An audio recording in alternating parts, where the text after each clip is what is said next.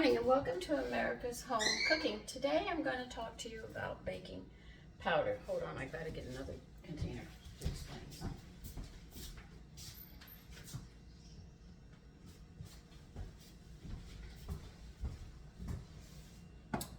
I make my own baking powder, but for people who want to get away from synthetics, I want to show you how to make your own baking powder if you wish to. Okay? When you make it, you're going to need cornstarch. When you make your baking powder, you need cornstarch, cream of tartar, and baking soda.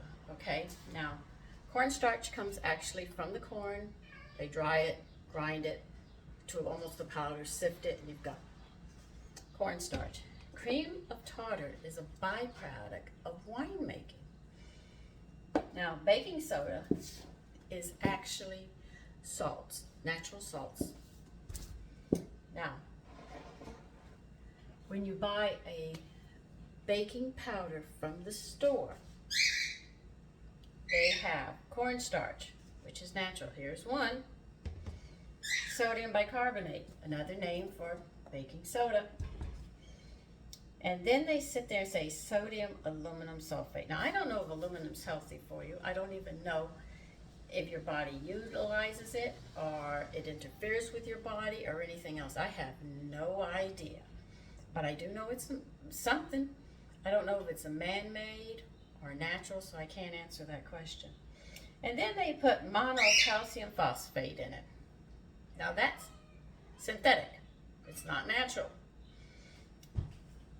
So, we should start reading labels if you want to get away from synthetic stuff, okay? So this is why I make my own baking powder, because they're adding things into things, and I don't know what it all does to my body. This is my body.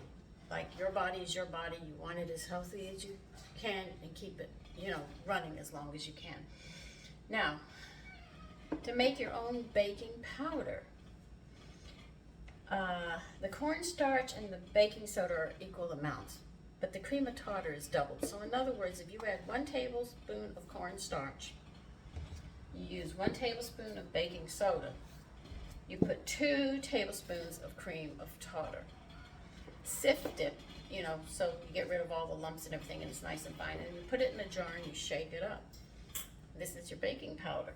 Now, when you use this baking powder, I have found out through orange bran muffins, lemon bran muffins, and whole wheat walnut muffins that I have to remove the baking soda, they say in the recipe, because this is so strong.